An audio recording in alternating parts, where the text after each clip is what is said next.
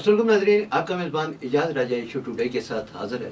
नाज़रीन, जैसा कि आप जानते हैं कि पाकिस्तान में बहुत सी पार्टीज़ नई बनी, कुछ ने तो ग्रोथ किया, मेरे ख़्याल में कुछ अरसे तक चली, लेकिन कुछ ऐसी भी पार्टीज़ थी जो मेरे ख़्याल में चंद महीनों में उनका वजूद ख़त्म हो गया। आज मैं बात करूँगा अवाम पाकिस्तान पार्टी की। अवाम पाकिस्तान पार्टी का वजूद क्यों अमल में आया, इसका फ्यूचर क्या है? या इस वक्त अगर मैं चारों सूबों की बात करता हूँ तो कुछ पार्टीज़ ऐसी भी होती हैं जो ख़ास तौर पे मखसूस एक एरिए में, एक सूबे में अपने आप को मनवाती हैं, लेकिन क्या अवाम पाकिस्तान पार्टी चारों सूबों में ग्रोथ कर रही है? क्या चारों सूबों में एक जैसी पॉपुलैरिटी इनको मिल रही है? क्या नौजवान नस्ल इसकी तरफ गामज़न है? इन्हीं तमाम तर बातों का जवाब जानने के लिए आज हमारे साथ हैं राजा सुल्तान हैदर ज़मान साहब, जो कि अवाम पाकिस्तान पार्टी के सीनियर रहनुमा हैं। आइए उनसे आपकी मुलाकात करवाते हैं और जानते हैं कि अवाम पाकिस्तान पार्टी का मुस्तकबिल क्या है। अस्सलाम वालेकुम राय साहब। अस्सलाम वालेकुम सर। राय साहब, सबसे पहले ये बताएं सर कि चलें, मैं अगर अवाम पाकिस्तान पार्टी की बात करता हूँ तो आप क्या समझते हैं, शायद अकान अब्बासी साहब को क्यों ये अमर पेश आया कि अपनी एक अलग से पहचान बनाएं? हालांकि वो एक बहुत बड़ी पार्टी का हिस्सा थे और इस वक्त तो उनकी पार्टी हुकूमत में भी थी, तो क्या कहेंगे इस पे आप? मैं सबसे पहले शुक्रगुजार हूँ इजाज़ राजा साहब आपका, जो आपने मुझे अपने चैनल में बुलाया। गुजारिश ये है सर कि अपनी पहचान की जो बात है वो ऐसा नहीं है, सिर्फ़ और सिर्फ पाकिस्तान की आवाम के लिए हमारे जो कायद हैं शाहिद खाकान अब्बासी साहब, जो कन्वीनियर हैं अवाम पाकिस्तान के, उन्होंने जब इस निज़ाम को छोड़ा तो ये उन्होंने डिसाइड किया कि मैं एक ऐसा प्लेटफार्म दूँ जहाँ पे सिर्फ़ और सिर्फ मुल्क पाकिस्तान की बात हो, पाकिस्तान की आवाम की बात हो, पाकिस्तान के नौजवान की बात हो। तो उन्होंने ये डिसाइड किया और फिर उन्होंने एक पॉलिटिकल पार्टी जिसका नाम अवाम पाकिस्तान रखा, वो उन्होंने एक अपना इसका वजूद अमल में लाया। जो अच्छा राय साहब, मुझे ये बताएं, आपने निज़ाम की बात की है, आप क्या समझते हैं कि इस वक्त जो हमारा सियासी कल्चर या जो एक सिस्टम डेवलप हो चुका है, इसको बदला जा सकता है या इसकी तब्दीली के लिए हमें क्या करना होगा?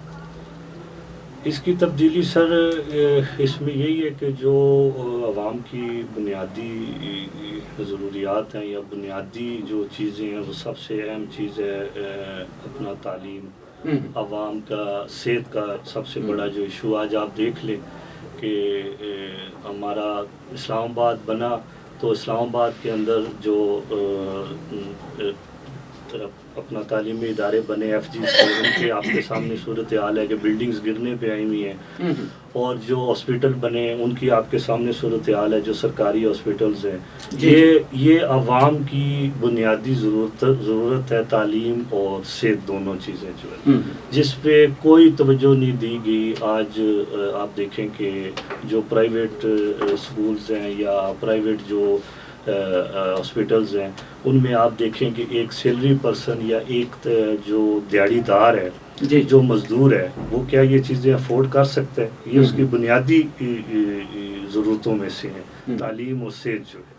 तो बुनियादी किसी चीज़ के ऊपर कोई तवज्जो नहीं दी गई सर। बस जो क्या कह लें कि एक बराए नाम जो आवाम को बस लॉलीपॉप दिया जा रहा है, वो वही सिलसिला चल रहा है जो आज से पहले जो ये पॉलिटिकल पार्टीज़ आज से 50 साल पहले एक जो जिस तरह आवाम को चला रही थी, वही निज़ाम चल रहा है। कोई अभी तक इस निज़ाम में चेंजिंग नहीं आई सर। बिल्कुल ठीक है।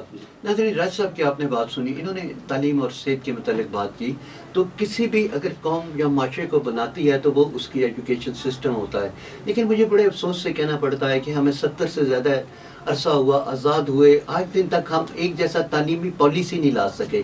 हम उर्दू मीडियम, इंग्लिश मीडियम और मदरसा सिस्टम में फंसे हुए हैं और हम एक जैसी कौम पैदा नहीं कर रहे। और मुझे ये भी बड़े अफसोस से कहना पड़ता है कि हमारे यहाँ जो सबसे निकम्मा बंदा होता है, हम उसको एजुकेशन मिनिस्टर लगा देते हैं। राय साहब, बड़ा अच्छा आपने कहा। तो राय साहब, सबसे पहले तो बुनियादी चीज़ है सर कि تعلیم کو ایک جیسا سسٹم لایا جائے اپنی لینگویج میں. آپ دیکھ لیں دنیا کے جتنے بھی ترقی پذیر ممالک ہیں, چین لے لیں, رشیا لے لیں, جرمن لے لیں, اور بہت سی کنٹریز کی میں آپ کو مثال دے سکتا ہوں, لیکن ان کی جو تعلیم ہے وہ اپنی زبان میں ہے. آج بھی ہم غلامانہ ذہن سر کیوں رکھتے ہیں؟ ہم ایک جیسا تعلیمی سسٹم کیوں نہیں لا سکتے؟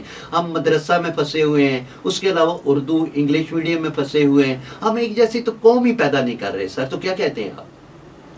سر اسی وجہ سے ہمارے قائد محترم شاہد خاقان عباسی صاحب نے یہ ڈیسیژن لیا ہے کہ ہم ایک ایسا پلیٹ فارم دیں جہاں پہ صرف اور صرف پاکستان کے غریب عوام کی, پاکستان کے نوجوان کی بات ہو, ان کے مسائل کا حل ہو.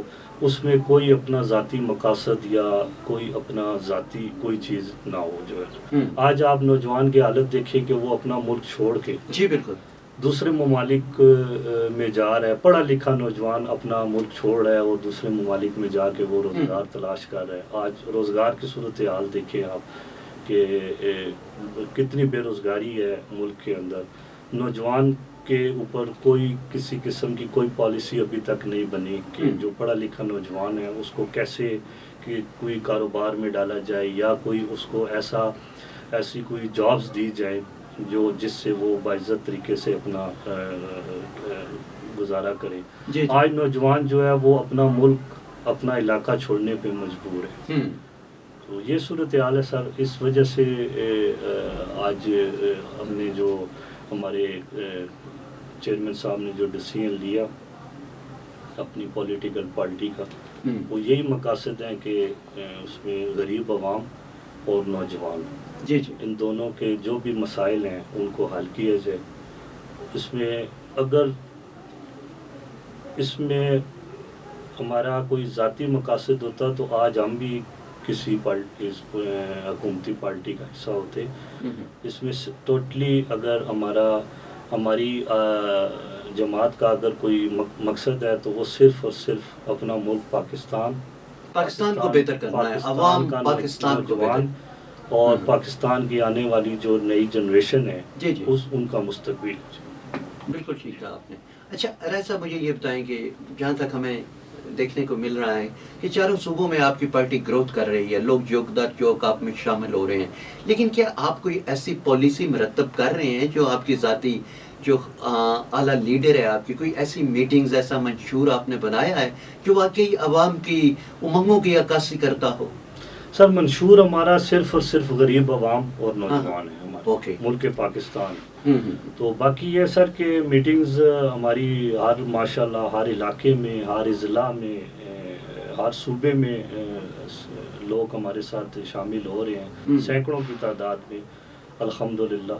اور جہاں تک جو منشور کی بات ہے وہ صرف اور صرف ہمارا ملک پاکستان کی غریب عوام اور نوجوان.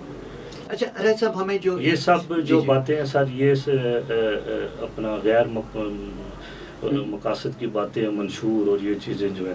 رائٹ بالکل.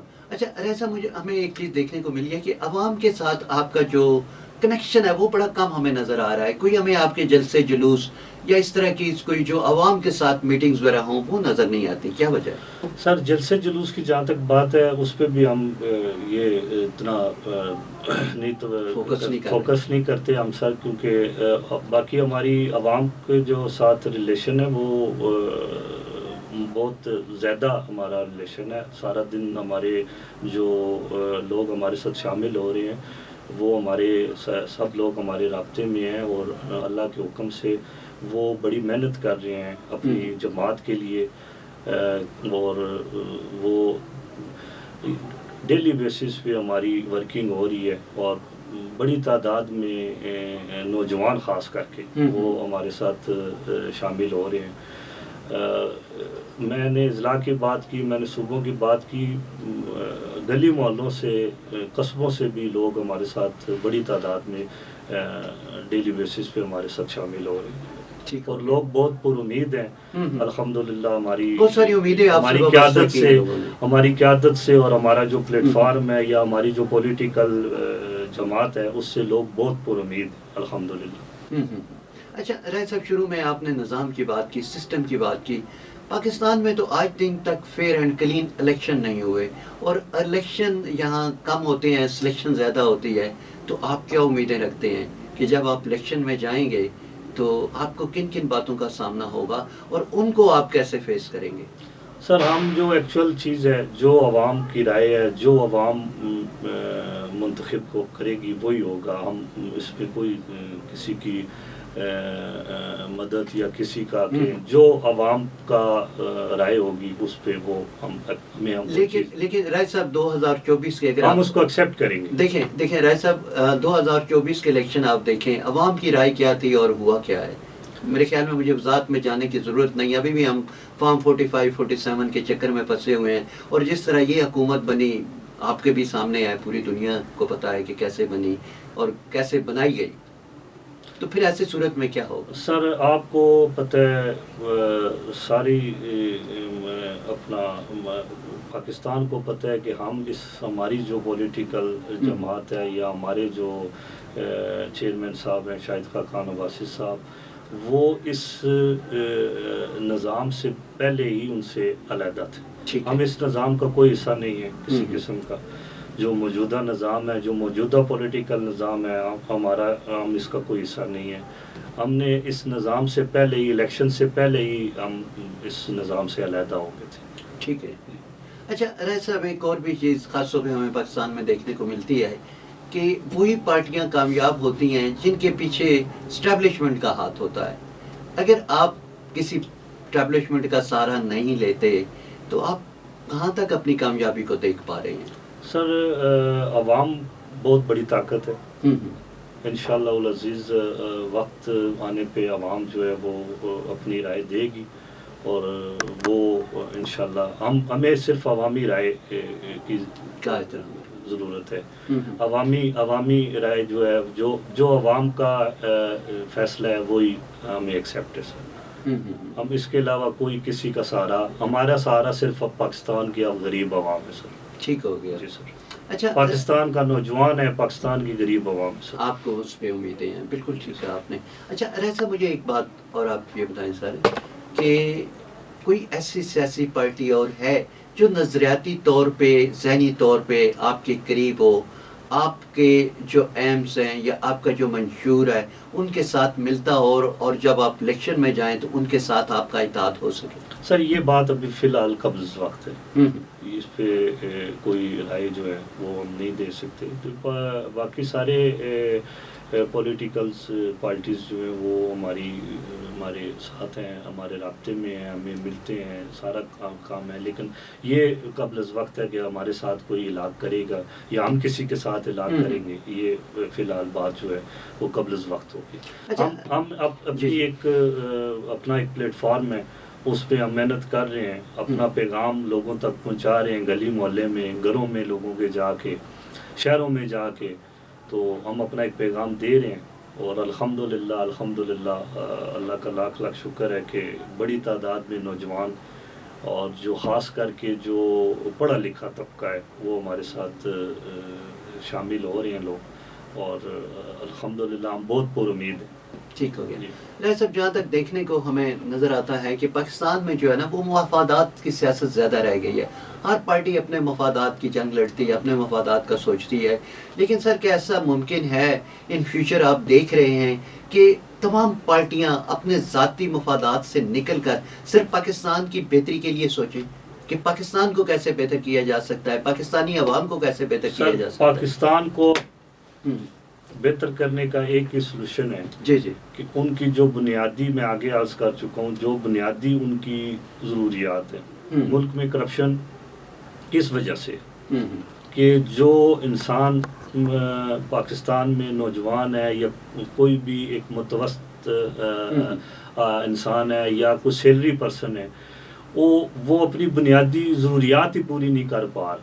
مہنگائی کا صورتحال آپ کے سامنے ہے کہ جس طرح میں نے آپ کو تعلیم کی مثال دی یا جس طرح میں نے آپ کو صحت کی مثال دی، اب آپ دیکھیں کہ جو یہ سیلری پرسنٹ ہیں یا مزدور لوگ ہیں یا جو بے روزگار ہیں، وہ ان چیزوں سے محروم ہیں. وہ جو میں نے آپ نے دیکھا ہے کہ وہ ایکول کوئی چیز بھی نہیں ہے. آپ کی تعلیم جو ہے وہ لاکھوں روپے پرائیویٹ سکولز کی جو فیسیں ہیں, لاکھوں روپے آپ دیکھیں کہ اگر آپ کسی پرائیویٹ ہاسپٹل میں جا رہے ہیں تو لاکھوں روپے آپ کا خرچہ ہو رہا ہے وہاں پہ, اور کسی کو کوئی احساس نہیں ہے, کسی کو کوئی اس طرف توجہ نہیں ہے. تو یہ بنیادی چیزیں جب یہ ایک عام آدمی کو ملیں گی تو ہر چیز خود بخود بہتری کی طرف جائے گی. رائے صاحب, ہمارے ہاں ایک یہ بھی روایت رہی ہے کہ کسی حکومت نے اپنا ٹینیور پورا نہیں کیا, موجودہ جو سیٹ اپ جا رہا ہے آپ اس کو کہاں تک دیکھتے ہیں کہ کہاں تک یہ چلے گا؟ سر یہ دیکھیں ابھی آدھا ٹینیور تو ان کا تقریباً گزر چکا ہے, تو یہ بھی قبل از وقت ہے بات کہ کوئی چیز واضح کوئی نہیں ہے, کوئی چیز بھی کہ اس پہ کوئی اوپینین دی جائے کہ یہ کیا ہوگا, کل کیا ہوتا ہے یہ کسی کو کچھ نہیں پتا سر. کچھ بھی ہو سکتا ہے, کچھ بھی ہو سکتا ہے سر. رائے صاحب, جس طرح میں چلیں ایک پارٹی کا نام نہیں لیتا, لیکن اس کو سیاسی انتقام کا نشانہ بنایا جا رہا ہے, اور 2024 کے الیکشن میں جلسے جلوس بھی نہیں کرنے دیے گئے, بے جا کیسز بنائے گئے, بہت کچھ ایسا ہمیں دیکھنے کو اب بھی مل رہا ہے. آپ کیا سمجھتے ہیں, اس روش کو ختم ہونا چاہیے؟ بالکل سر, ختم ہونا چاہیے. یہ جو بھی ہے اس چیز کو اب ختم ہونا چاہیے. اب جو ہے نا, تو یہ دیکھیں بہرحال آگے صورتحال کیا بنتی ہے. ٹھیک ہو گیا. رائے صاحب, آپ اپنی پارٹی کی طرف سے کیا پیغام, عوام کو کیا پیغام دیں گے سر؟ ابل وطنی پیدا کریں, ابل وطنی پیدا کریں ملک کے لیے, اور یہ دیکھیں کہ جو واقعی ان کے لیے ایمانداری پیدا کریں. جی, اور جو سچ ہے اس سے ڈرے نہ, سچائی کو نہ چھپائیں, جو ہے سچائی کو جی سچائی کا ساتھ دیں, حقیقت کا ساتھ دیں, حقیقت کو ایکسیپٹ کریں.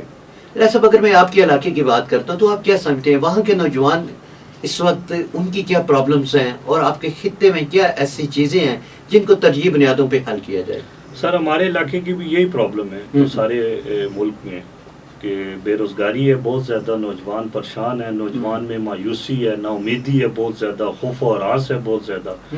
اور یہی صورتحال میں نے آپ کو آگے بتایا کہ تعلیم کا بہت بڑا ایشو ہے, صحت کا بہت بڑا ایشو ہے, نہ کوئی نئے ہاسپٹل بنے, نہ کوئی نئے اسکول بنے. جو پرائیویٹ نظام ہے وہ عام آدمی کی اپروچ سے باہر ہے. تو یہی بنیادی مسائل ہیں جو سارے ملک میں ہیں سر. صاحب, تھینک یو ویری مچ کہ آپ نے اپنے قیمتی مصروفیات میں سے ہمیں ٹائم دیا. ناظرین, آپ نے راجہ سلطان حیدر صاحب کی بات سنی. انہوں نے یہی کہا کہ معاشرے میں جو سب سے بنیادی چیز ہے وہ تعلیم اور صحت ہے. اگر ان چیزوں پہ آپ توجہ دیں گے, آپ کا ایک صحت مند معاشرہ ہوگا, تعلیم یافتہ معاشرہ ہوگا, تو وہ ممکن ہے کہ پاکستان کی بہتری کے لیے سوچے گا. اور جہاں تک آج کا نوجوان ہے وہ انتہائی پریشان ہے, روزگار اس کے پاس نہیں ہے, ذہنی طور پہ وہ ڈپریشن کا شکار ہے, اور یہی وجہ ہوتی ہے کہ وہ باہر کے ممالک کا رخ کرتے ہیں. اور خاص طور پہ انہوں نے یہی کہا ہے کہ ہمیں اپنے زیادتی جو مفادات ہیں, جتنی بھی ہماری سیاسی جماعتیں ہیں, اپنے مفادات سے نکل کر ہمیں پاکستان کی بہتری کے لیے سوچنا چاہیے, پاکستان کے نوجوان کے لیے سوچنا چاہیے, پاکستان کی عوام کے لیے سوچنا چاہیے. اگر یہی جذبہ تمام سیاسی جماعتوں میں آ جائے تو کوئی وجہ نہیں کہ پاکستان ایک ایسا کلیدی کردار ادا کر سکتا ہے پوری دنیا میں کہ ایک منفرد خطہ ہے. اسی کے ساتھ ہی مجھے اجازت دیجیے گا, اگلے پروگرام میں پھر آپ سے ملاقات ہوگی. تب تک کے لیے اللہ حافظ.